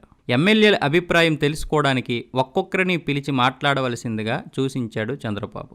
లక్ష్మీ పార్వతి అభిమతాన్ని నేను కాదనను. ఆమె నా భార్య. ఆమె నిర్ణయాలలో నేను జోక్యం చేసుకోలేను. మీకు ఇష్టమైన పని మీరు చేయండి అంటూ ఎన్టీఆర్ స్పష్టంగా చంద్రబాబు నాయుడుతో అన్నారు. ఈ విషయాన్ని లక్ష్మీ పార్వతే తన జీవిత కథలో రాసుకున్నారు. తాను ఎన్టీఆర్ కాళ్ళు పట్టుకోవడానికి, రాజీ పడడానికి సిద్ధంగా ఉన్నానని చంద్రబాబు నాయుడు కూడా చెప్పాడు. ఎన్టీఆర్ గారు చంద్రబాబు నాయుడు మాట బొత్తిగా పట్టించుకోకుండా వ్యవహరించడం ఇదే మొదటిసారి. అలసిపోయిన చంద్రబాబు నాయుడు ఎన్టీఆర్ గది నుంచి బయటకు వస్తూ తిరుగుబాటు చేయడం తప్ప మాకు మరో మార్గం లేదు, మిమ్మల్ని ఇక ఎప్పుడూ నేను కలుసుకోను అని చెప్పారు. ఎన్టీఆర్ తన ఇంటి నుంచి బయటికి నడిచి వచ్చే ముందు చంద్రబాబు నాయుడు అన్న చివరి మాటలు అవి. చంద్రబాబు నాయుడు హరికృష్ణ ఎన్టీఆర్ని కలుసుకున్నది, ఆయనతో మాట్లాడింది అదే చివరిసారి. అయితే ఇక్కడ లక్ష్మీ పార్వతి వర్గీయులు మాత్రం ఎన్టీఆర్ చర్చలకు సిద్ధమయ్యారని, లక్ష్మీ పార్వతి ఒక షాకు మాత్రమే అని, చంద్రబాబు నాయుడు ప్రభుత్వాన్ని పడగొట్టి ముఖ్యమంత్రి అవ్వాలని చూస్తున్నాడని కొంతమంది లక్ష్మీపార్వతి వర్గీయులు చెబుతున్నారు. ఆ సమయంలో దగ్గుపాటి వెంకటేశ్వరరావు గారు, పురంధేశ్వరి ఢిల్లీలో ఉన్నారు. ఆగస్టు 24న లక్ష్మీపార్వతి దగ్గుపాటి వెంకటేశ్వరరావు గారికి ఫోన్ చేశారు. మామగారు పెను సంక్షోభంలో ఉన్నారని, వెంటనే బయలుదేరి హైదరాబాద్కు రావాలని ఆమె కోరారు. సమస్యలన్నింటికీ లక్ష్మీపార్వతే కారణమనుకుంటున్న దగ్గుపాటి వెంకటేశ్వరరావు గారు ఆమెను చెడామడా తిట్టేశారు. ఆ తర్వాత చంద్రబాబు నాయుడు దగ్గుపాటికి ఫోన్ చేశారు. పరిణామాలు చాలా వేగంగా సంభవిస్తున్నాయి కాబట్టి వెంటనే హైదరాబాద్ రమ్మని చెప్పాడు చంద్రబాబు. హరికృష్ణ, బాలకృష్ణ కూడా దగ్గుబాటితో ఫోన్లో మాట్లాడారు. బేగంపేట విమానాశ్రయంలో విమానం దిగిన తర్వాత నేరుగా ఎన్టీఆర్ నివాసం దగ్గరికి దగ్గుబాటి వెళ్లారు. పురంధేశ్వరి గారు తన ఇంటికి వెళ్ళిపోయారు. అప్పటికే చంద్రబాబు నాయుడు, హరికృష్ణ, బాలకృష్ణ అక్కడే ఉన్నారు. దాసరి రమేష్, చలమేశ్వర్ కూడా అక్కడే ఉన్నారు. 5 నిమిషాలలో దగ్గుపాటి ఎన్టీఆర్ నివాసం నుంచి తన ఇంటికి వచ్చారు. రాగానే ఆయన, చంద్రబాబు నాయుడు వేరే గదిలోకి వెళ్లి ముఖాముఖ చర్చలు ప్రారంభించారు. చంద్రబాబు నాయుడు జయప్రకాష్ నారాయణ దగ్గరికి వెళ్ళి, నా మాట నమ్మండి సార్, మా అమ్మ మీద ప్రమాణం చేసి చెబుతున్నాను. ఆయన మా దేవుడు. ఆయన లేకపోతే మాకు జీవితమే లేదు. కాకపోతే లక్ష్మీపార్వతి గారిని ఆయన నియంత్రించాలి. ఆయన తన పద్ధతులు కొన్ని మార్చుకోవాలి. అంతే, అంతా సవ్యంగానే ఉంటుంది అని చంద్రబాబు నాయుడు గారు జయప్రకాష్ నారాయణ గారితో అన్నారు. దగ్గుబాటి వెంకటేశ్వరరావు గారు భార్య పురంధేశ్వరి దగ్గరికి వెళ్ళి, నేను కూడా వైస్రాయ్ హోటల్కి వెళ్తున్నానని చెప్పారు. ఆ నిర్ణయం సరైనది కాదంటూ దగ్గుపాటి వెంకటేశ్వరరావు గారి చెయ్యి పట్టుకుని పురంధేశ్వరి గారు ఆప్ చేసేశారు. దాంతో వెంకటేశ్వరరావు గారు, చిన్నమ్మ, మనం ఇంకేమీ ఆయనకి సహాయం చేసే పరిస్థితిలో లేము. మీ నాన్నగారు ఎవరి మాట వినడం లేదు. ఎట్టి పరిస్థితుల్లో కూడా ఆమెను మాత్రం పక్కన పెట్టనంటున్నాడు. మనం ఏం చెప్పాం? కేవలం పార్టీలో ఆమెను పక్కన పెట్టండి, మీ జీవితంలో ఆమె ఎప్పటికైనా ఉంటారు. కానీ పార్టీ విషయాల్లో జోక్యం చేసుకోవద్దు అని మాత్రమే చెబుతున్నాం. కానీ ఆయన మాత్రం ఆ విషయాన్ని పట్టించుకోవడం లేదు. కాబట్టి ఇప్పుడు మనం ఎన్టీఆర్ గారికి సహాయం చేయలేం అని పురంధేశ్వరి గారితో ఆయన భర్త వెంకటేశ్వరరావు గారు అన్నారు. అయితే వెంకటేశ్వరరావు గారికి కూడా తన స్వార్థం ఉంది. వెంకటేశ్వరరావు గారిని ఉప ముఖ్యమంత్రిని చేస్తానని చంద్రబాబు నాయుడు అంతకుముందే మాటిచ్చాడు. హరికృష్ణని కూడా పార్టీ ప్రధాన కార్యదర్శిగాను, అలాగే ఒక మంత్రి పదవిని కూడా ఇస్తానని హరికృష్ణని మభ్యపెట్టాడు చంద్రబాబు నాయుడు. వీళ్ళందరూ ఎవరి స్వార్థానికి వాళ్ళే ఆలోచించారు. ఉప ముఖ్యమంత్రిని చేస్తానన్నాడు కాబట్టి దగ్గుపాటి వెంకటేశ్వరరావు గారు అప్పటికే ఉవ్వుళ్ళూరుతున్నారు. లక్ష్మీపార్వతిని మీ భార్యగా ఎవ్వరూ ప్రశ్నించడం లేదు. రాజకీయాలలో కానీ పరిపాలనలో కానీ ఆమె ప్రమేయం ఉండబోదని నా కళ్ళలోకి సూటిగా చూస్తూ చెప్పండి అని అప్పటికే జయప్రకాష్ నారాయణ గారు ఎన్టీఆర్తో అన్నారు. అప్పుడు ఎన్టీఆర్ గారు, జేపీ గారు, మీరు నా హృదయానికి చాలా దగ్గర ఆత్మీయులు. మిమ్మల్ని నమ్ముతాను. ఇప్పుడు నేను తల వంచితే నా జీవితాంతం తల వంచుకునే ఉండాలి. నా ప్రాణం పోయినా సరే నేను తల వంచను అని ఎన్టీఆర్ గారు తన కార్యదర్శి జయప్రకాష్ నారాయణ గారితో అన్నారు. ఆ తర్వాత లక్ష్మీపార్వతితో కూడా జయప్రకాష్ నారాయణ గారు మాట్లాడారు. ఆట ముగింపుకు వచ్చింది. ఎప్పటికైనా పరిస్థితిని చక్కబెట్టడానికి కొద్ది అవకాశం ఉంది. మీరు 100% వెనక్కి వెళ్ళాలి. రాజకీయాల నుంచి మీరు పూర్తిగా తప్పుకున్నట్లు ఒక ప్రకటన జారీ చేయండి. రేపటి నుంచి మీకు రాజకీయాలతో కానీ పరిపాలనతో కానీ ఏమీ సంబంధం ఉండదు. ఈ విషయం మీరు వెంటనే పత్రికల వారికి చెప్పాలి అంటూ ఖండితంగా లక్ష్మీపార్వతికి జేపీ గారు చెప్పారు. అయితే జేపీ గారి మాట ప్రకారం లక్ష్మీపార్వతి ఒక ప్రకటన ఇచ్చింది, రాజకీయాలతో ఇక నుంచి నాకు ఎటువంటి సంబంధం ఉండదు అని. కానీ ఎన్టీఆర్ కుటుంబం ఇదంతా డ్రామాలో భాగమంటూ ఈ ప్రకటనను ఎవరూ నమ్మలేదు. దగ్గుపాటి ఇతరులు వైస్రాయ్ హోటల్కి వెళ్ళిన వెంటనే పురంధేశ్వరి గారు ఎన్టీఆర్ గారి ఇంటికి వెళ్ళారు. ఆమెను చూడగానే, రా చిన్నమ్మ, మంచిదేనమ్మా. చంద్రబాబు నాయుడు, వెంకటేశ్వరరావు ఒకరితో ఒకరు పోటీ పడుతూ ఉండేవారు పని విషయంలో. కానీ ఇప్పుడు ఈ ముసలివాడిని అధికారంలో నుంచి బయటికి గిటారు వేయడం కోసం పోటీ పడుతున్నారమ్మా. వారిద్దరూ చేతులు కలిపారు. నీ భర్త ఆవేశపరుడు, అమాయకుడు. ఇప్పుడేదో పదవి ఇస్తానంటూ నమ్మిస్తాడు చంద్రబాబు. చివరికి మీ ఆయనను బలిపశువుని చేస్తాడు అని పురంధేశ్వరి గారితో ఎన్టీఆర్ అన్నారట. దాంతో పురంధేశ్వరి గారు కంటనీరు పెట్టుకొని వచ్చేశారు. అప్పటికి ఆమె కూడా చాలాసార్లు ఎన్టీఆర్ గారితో అన్నారు, ఇవన్నీ ఎందుకు నాన్న? లక్ష్మీపార్వతిని మీరు పక్కన పెట్టండి, తరువాత వాటంతటవే అన్నీ సర్దుకుంటాయని చెప్పారట. కానీ ఆ సమయంలో కూడా ఎన్టీఆర్ గారు లక్ష్మీపార్వతిని పక్కన పెట్టడానికి ఇష్టపడలేదు. ఈలోగా వైస్రాయ్ హోటల్లో చంద్రబాబు నాయుడు దగ్గుపాటి గారిని పక్కకి తీసుకెళ్లి, సాధ్యమైనంత త్వరలో టీడీపీ శాసనసభాపక్షం నాయకుడిగా నన్ను ఎంచుకోవాలని చెప్పాడు. అయితే ఈ ఎన్నిక గురించి హరికృష్ణకు, బాలకృష్ణకు చెప్పే బాధ్యత కూడా చంద్రబాబు నాయుడు దగ్గుపాటికే అప్పగించారు. మొత్తం ఆటలో అత్యంత ముఖ్యులైన ఇద్దరు సోదరులకు, అంటే హరికృష్ణకి, బాలకృష్ణకి ఈ ఎన్నిక విషయం ఇప్పటిదాకా తెలియకపోవడం డాక్టర్ వెంకటేశ్వరరావు గారికి ఆశ్చర్యం కలిగించిందట. సిద్ధహస్తుడైన ఆటగాడు కనుక చంద్రబాబు నాయుడు ఒకటి తర్వాత ఒకటి సమయం వచ్చినప్పుడు వెల్లడిస్తున్నారు కానీ అన్నీ ఒకేసారి చెప్పడం లేదు. లక్ష్మీ పార్వతికి దెబ్బ తగిలేటట్టు ఎన్టీఆర్ని కొట్టడం మాత్రమే ఆయన కుటుంబ సభ్యులకు తెలుసు. మొత్తం వివరాలు చంద్రబాబు నాయుడికి ఆయన హితుడు ఈనాడు రామోజీరావుకి మాత్రమే తెలుసన్నది చాలామంది అభిప్రాయం. అయితే ఆ తర్వాత బాలకృష్ణ గారు మళ్ళీ ఎన్టీఆర్ గారి దగ్గరికి వెళ్ళి, నాన్నగారు మీరు అంగీకరిస్తే సంక్షోభం సమసిపోతుందని కూడా చెప్పారట. కానీ ఎన్టీఆర్ గారు అప్పుడు కూడా బెట్టు చేశారు. లక్ష్మీ పార్వతి వర్గీయులు ఎన్టీఆర్ బెట్టు చేయలేదని, బాలకృష్ణ చెప్పినట్లే చేస్తానని ఒప్పుకున్నారని కూడా చెబుతారు. ఇక్కడ కూడా ఇరు వర్గాలు ఎవరికి వచ్చినట్లు వారు చెప్తున్నారు. ప్రతి జీవిత చరిత్రలో కూడా ఎవరి ఇష్టం వచ్చినట్లు వారు రాసుకున్నారు. ఇక్కడ ఏం జరిగిందన్నది మనకిప్పటికీ స్పష్టంగా తెలియదు. అదే రోజు 1995 ఆగస్టు 24 వైస్రాయ్ కాన్ఫరెన్స్ హాలులో రాత్రి బాగా పొద్దుపోయిన తరువాత 144 మంది టీడీపీ ఎమ్మెల్యేలు సమావేశమయ్యారు. టీడీఎల్పీ కొత్త నాయకుడిని ఎన్నుకునేందుకు జరిగిన సమావేశం అది. టీడీఎల్పీ నాయకుడిగా ఎన్టీఆర్ను తొలగిస్తూ ఒక తీర్మానాన్ని ప్రవేశపెట్టవలసిందిగా దగ్గుబాటిని చంద్రబాబు నాయుడు కోరారు. దగ్గుబాటి దానికి సమ్మతించలేదు. అప్పుడు ఉమ్మారెడ్డి వెంకటేశ్వర్లు తీర్మానం చదివారు. ఆర్థిక రెవెన్యూ మంత్రి చంద్రబాబు నాయుడిని టీడీఎల్పీ నాయకుడిగా ఎన్నుకున్నారు. ఆ తర్వాత దగ్గుబాటి చంద్రబాబు నాయుడు పేరును ప్రతిపాదించగా అశోక్ గజపతిరాజు బలపరిచారు. హరికృష్ణ నవ్వుమొహంతో వేదిక పైన కూర్చున్నాడు. బాలకృష్ణ సైతం నవ్వుముఖంతోనే కనిపించి తన మద్దతు కూడా తెలిపాడు.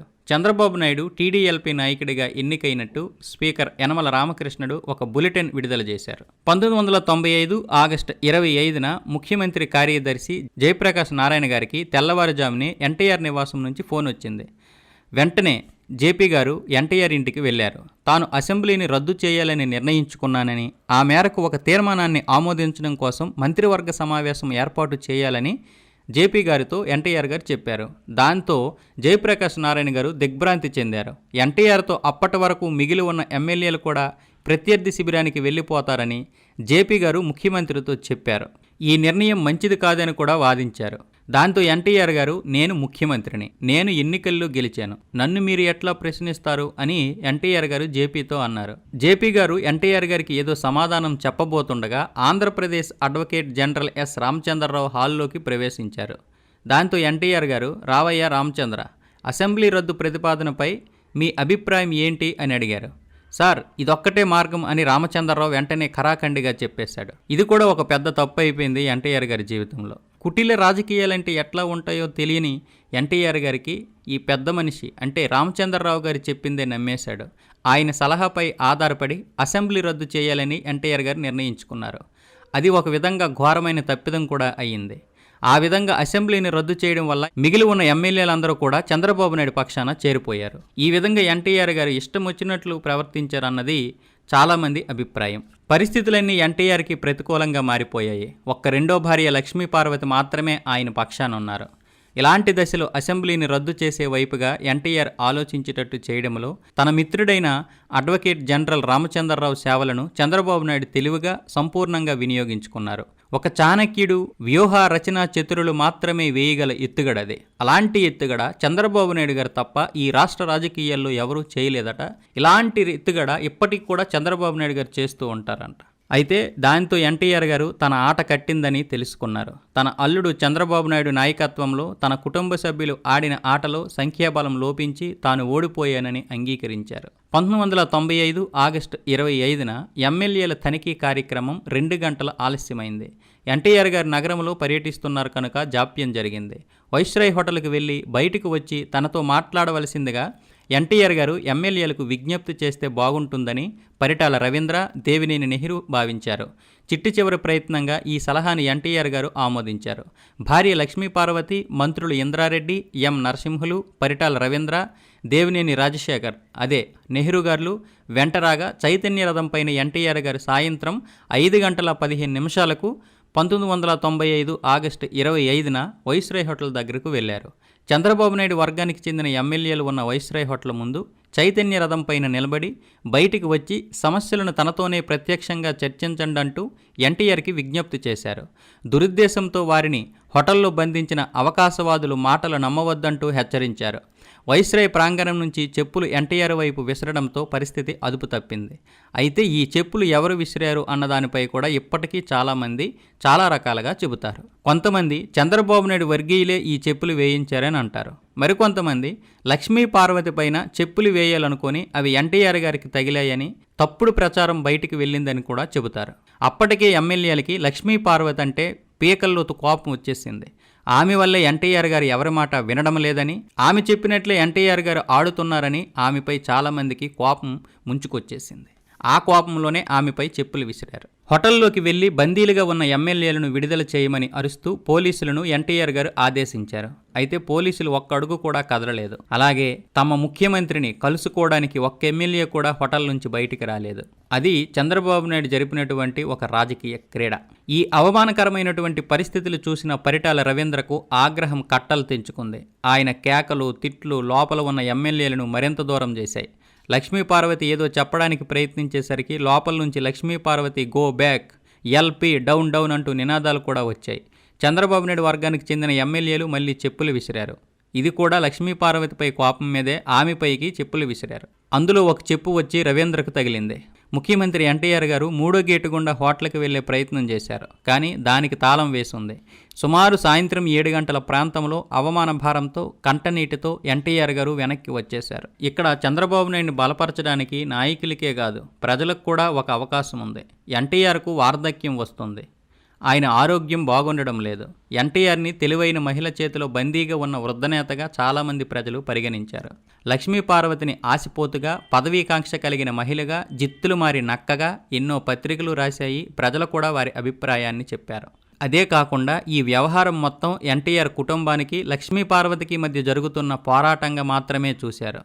అందుకే ఎన్టీఆర్పై తిరుగుబాటు చేసినా కూడా ఎవరూ కూడా ఎన్టీఆర్కి సానుభూతి తెలపలేదు.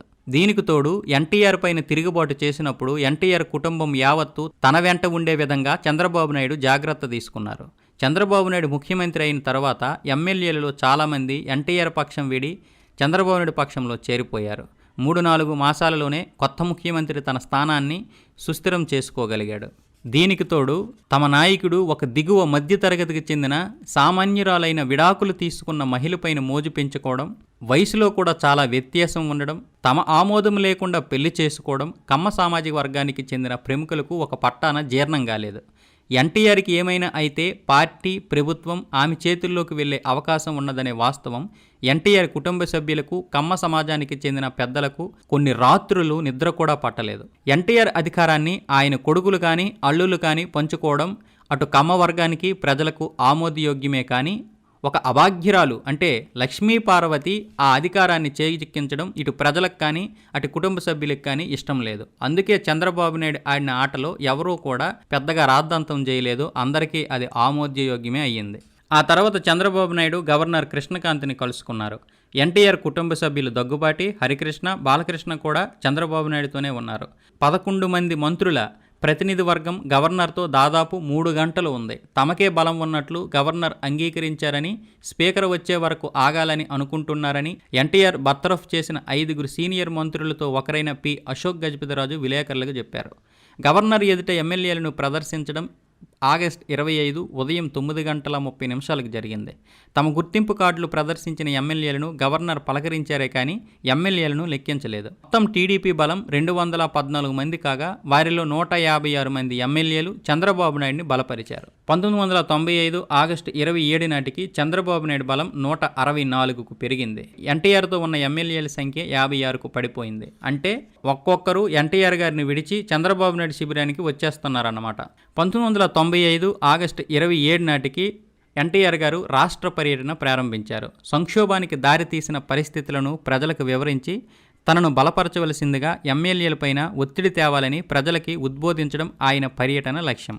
మామూలుగా అయితే ఏ నాయకుడైనా ఎమ్మెల్యేలను, నాయకులను తన దారికి తెచ్చుకొని సమస్యను పరిష్కరించుకుంటారు. కానీ ఎన్టీఆర్ గారు ఎమ్మెల్యేలను ఏనాడు పట్టించుకోలేదు. ఎప్పుడూ ప్రజలని నమ్ముకున్నారు. ఆయన తన అల్లుడు సుయోధనుడు కాదని దుర్యోధనుడని అభివర్ణించారు.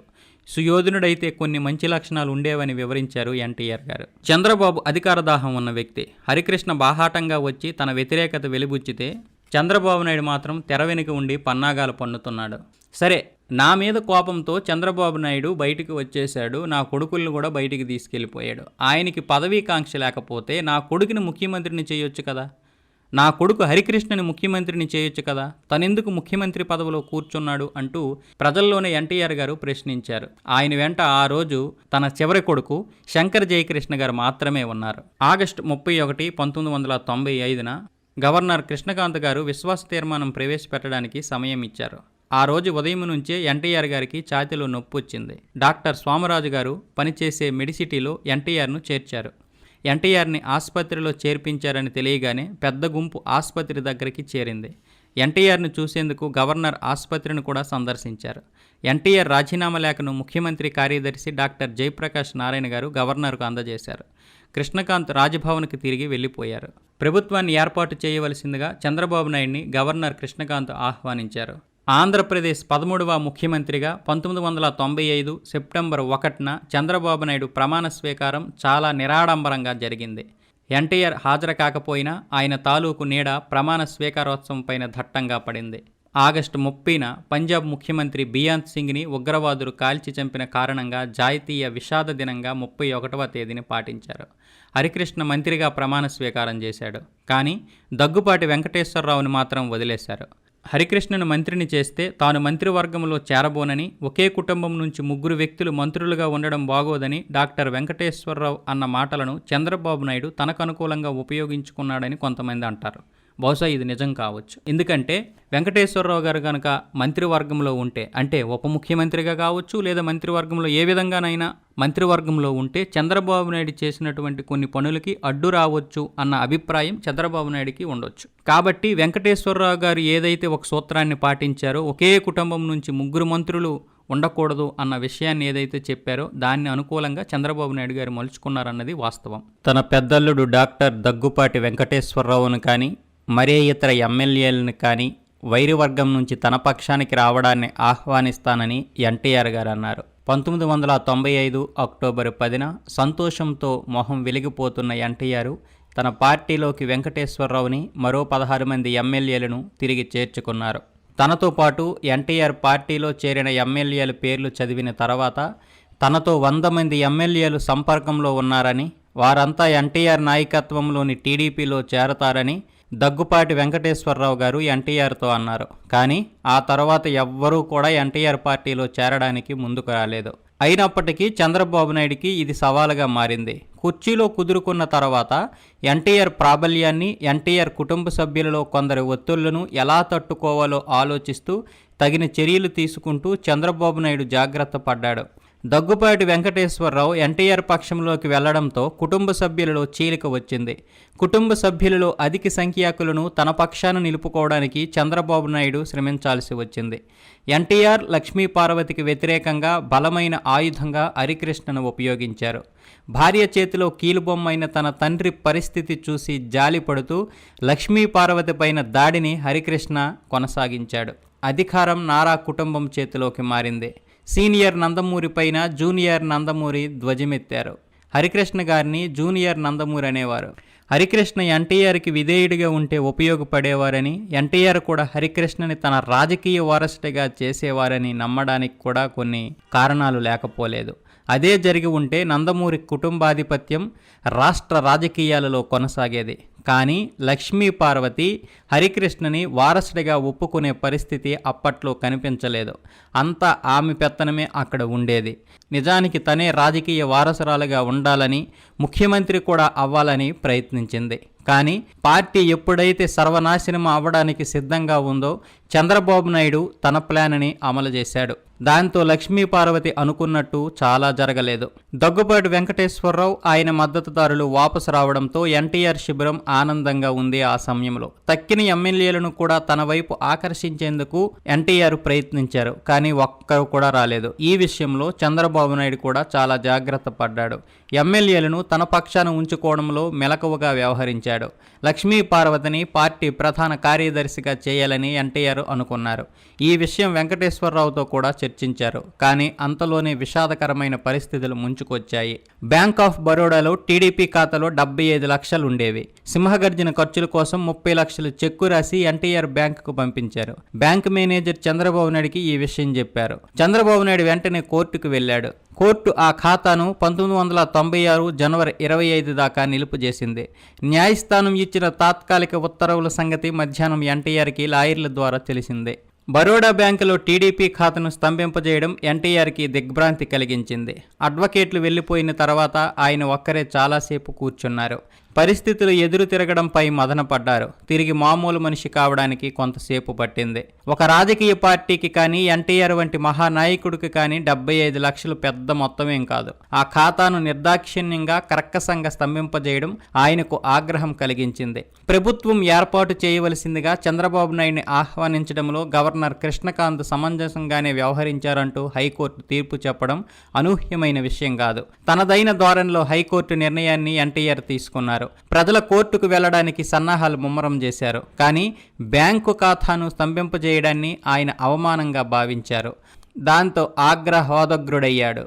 ఖాతాను స్తంభింపజేయాలని ఉత్తర్వు ఇచ్చిన న్యాయమూర్తిని, ఆ కోరిక ముఖ్యమంత్రిని లాయర్ల సమక్షంలోనే పరుష పదజాలంతో దూషించారు ఎన్టీఆర్. ఆ కోపంలోనే చెమటలు పోశాయి. కోపంగా అశాంతిగా కనిపిస్తున్న ఎన్టీఆర్ని చూసి లక్ష్మీపార్వతి వెంటనే తన నాటకాన్ని రక్తిగట్టించింది. డాక్టర్ని పిలుస్తానని అన్నారు. నా మెదడుతోనే సమస్య లక్ష్మి, ఒంట్లో బాగానే ఉంది అని ఎన్టీఆర్ అన్నారు. లక్ష్మీపార్వతి భర్తను మేడ మీదకు తీసుకుని వెళ్ళి స్నానం చేయించారు. వీపు మర్దన చేసే మసాజ్ కుర్చీలో కూర్చోబెట్టారు. కాసేపటికి ఎన్టీఆర్ గారి కోపం తగ్గింది. ఎన్టీఆర్ని తిరిగి జోష్లోకి తేవాలంటే ఆయన మిత్రుడు బివి మోహన్ రెడ్డిని పిలిపించి 2 గంటల కాలక్షేపం చేయమని అడిగితే సరిపోతుందని లక్ష్మీపార్వతి అనుకున్నారు. ఆయన చెనుకులు పాత ముచ్చట్లు చెబుతూ ఉంటే ఎన్టీఆర్ పగలబడి నవ్వుతుండేవారు.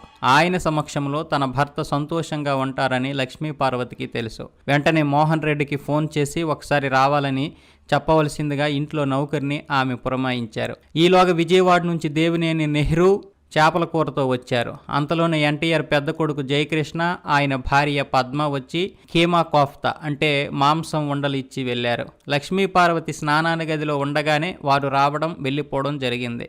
నిజానికి అప్పటికీ కూడా లక్ష్మీపార్వతి ఎన్టీఆర్ గారి జీవితంలోకి రావడం ఎవ్వరికీ ఇష్టం లేదు. ఎందుకంటే అది సహజ సిద్ధంగా లేదు.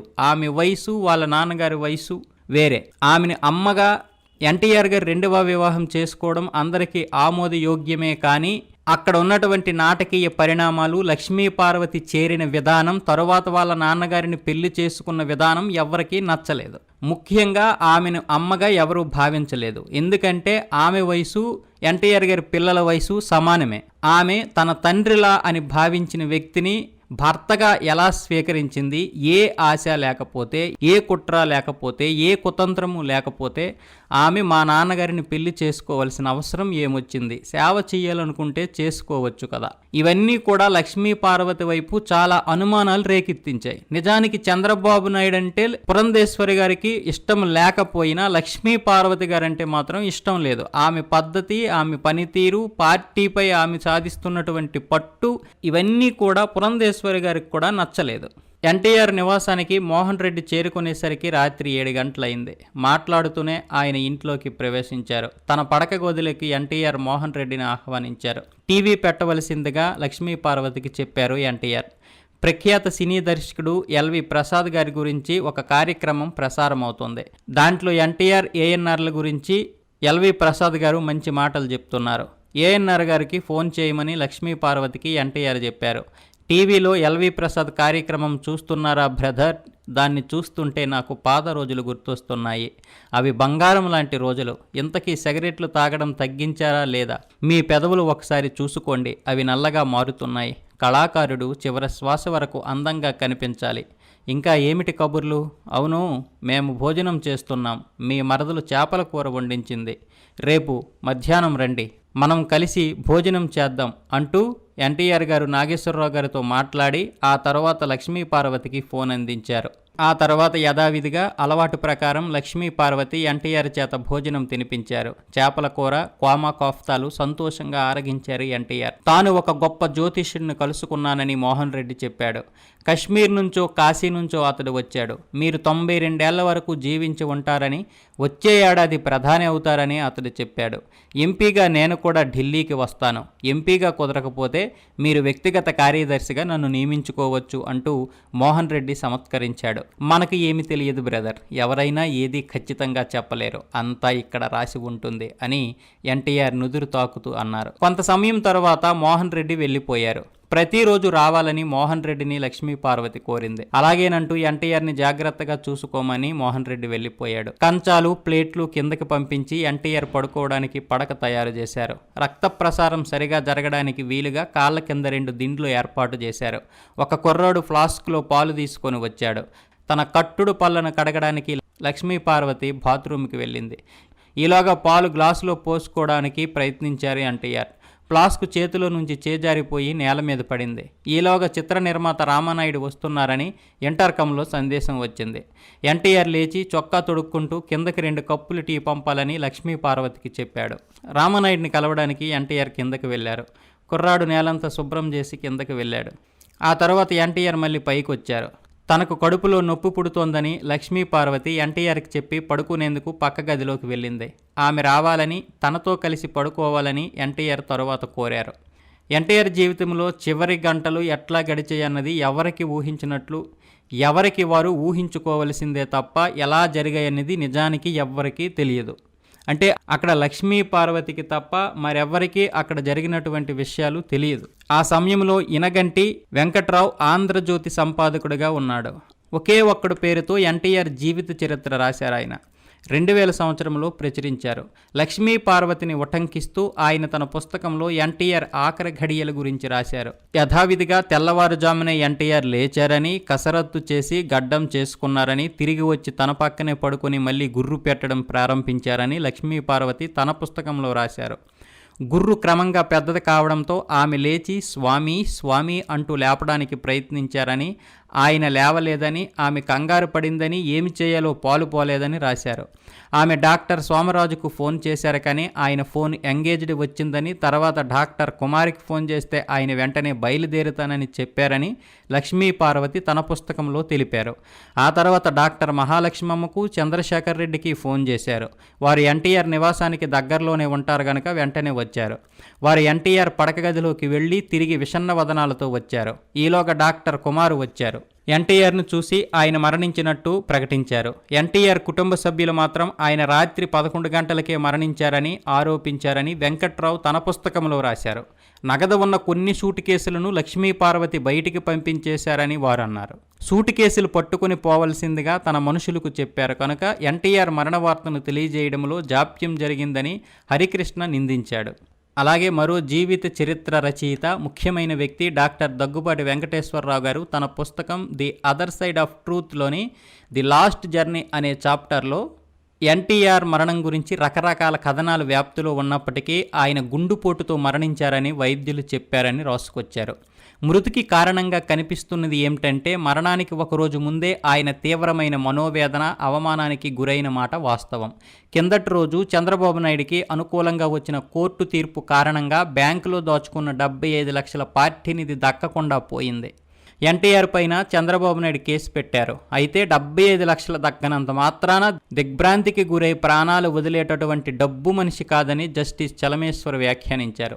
1991లో తాను, మాజీ ముఖ్యమంత్రి ఎన్టీఆర్ విశాఖపట్నంలో ఉన్న సమయంలో రాజీవ్ హత్య వార్త తమకు చేరడం, హైదరాబాద్ అబిడ్స్లోని రామకృష్ణ కాంప్లెక్స్లో 2 సినిమా హాళ్లను విధ్వంసం చేయడం గురించి తాను చెప్పినప్పుడు ఎన్టీఆర్ తేలికగా తీసుకున్నారని ఇందుకు నిదర్శనంగా చెప్పారు. దానిదేం ఉందిలేండి, మనం మళ్ళీ ఆస్తుల్ని సంపాదిస్తాం, థియేటర్లకు మరమ్మతు చేయించుకుంటాం, దాని గురించి దిగాలు పడవలసిందేమున్నది అని ఎన్టీఆర్ గారు అన్న విషయం జస్టిస్ చలమేశ్వర్ గారు తన పుస్తకంలో రాశారు.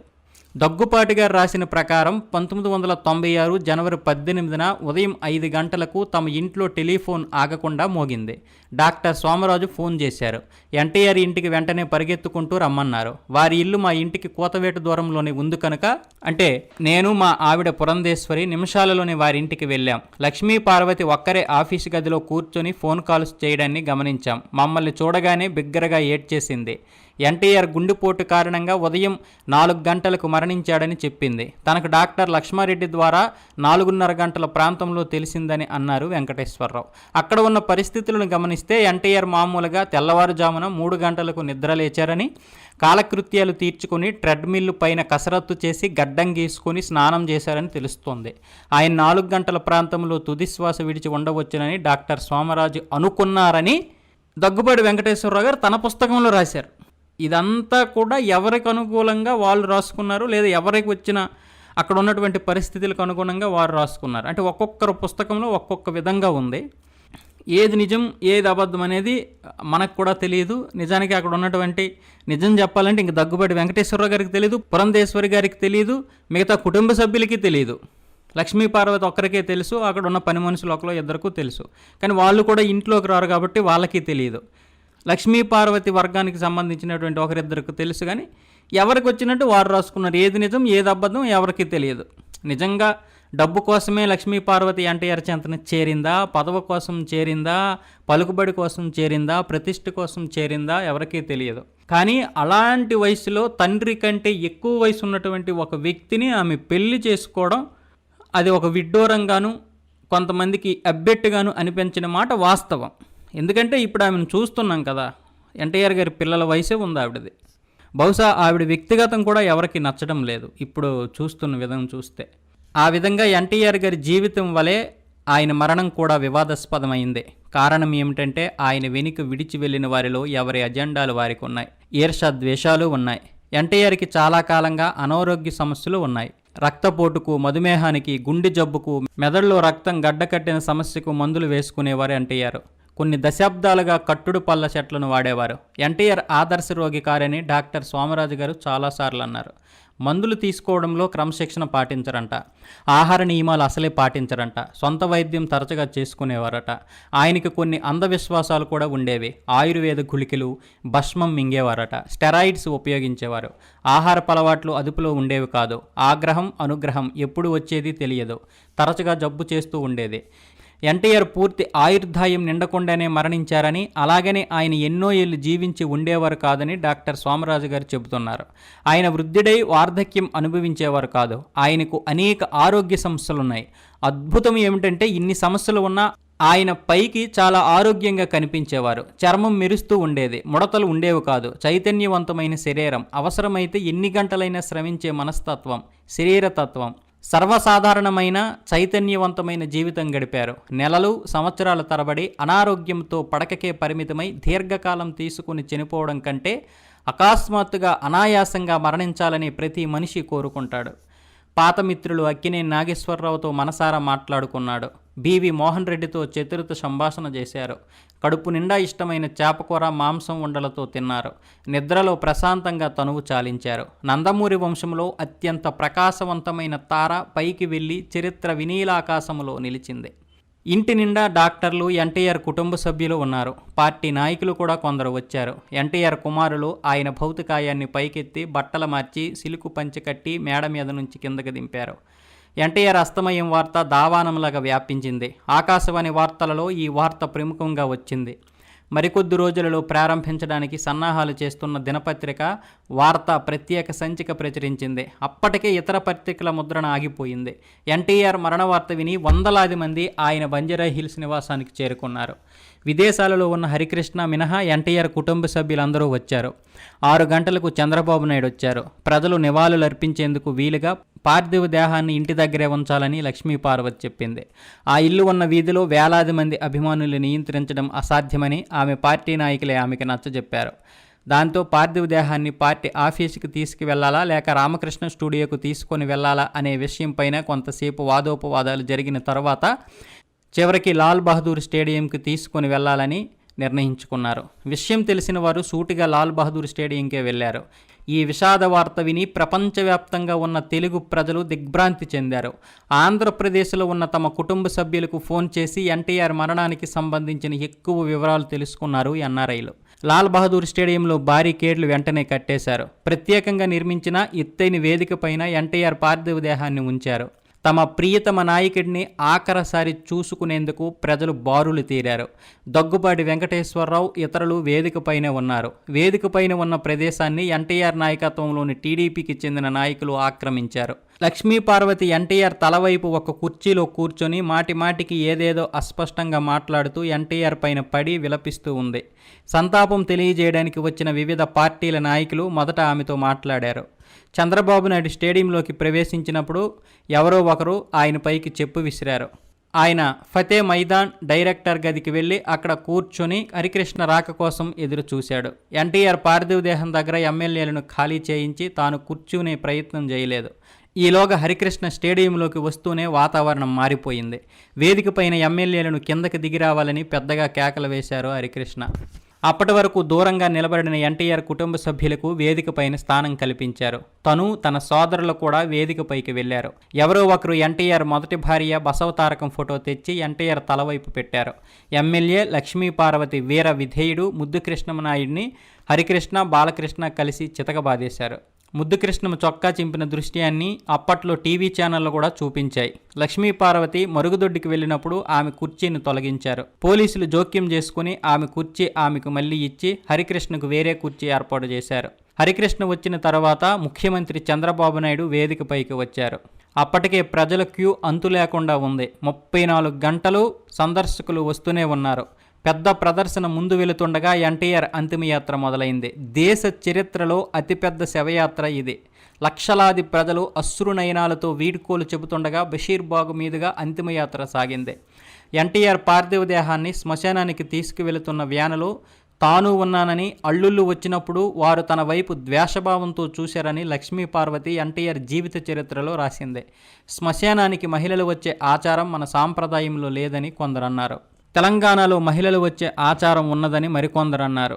అప్పటి ప్రధాని పివి నరసింహారావు గారు, మాజీ ప్రధాని పివి సింగ్ గారు, బీజేపీ అధినేత లాల్ కృష్ణ అద్వానీ గారు, సిపిఐ నాయకుడు ఇంద్రజిత్ గుప్తా గారు, కర్ణాటకకు చెందిన దేవెగౌడ గారు తదితర జాతీయ నాయకులు అంత్యక్రియలకు హాజరయ్యారు.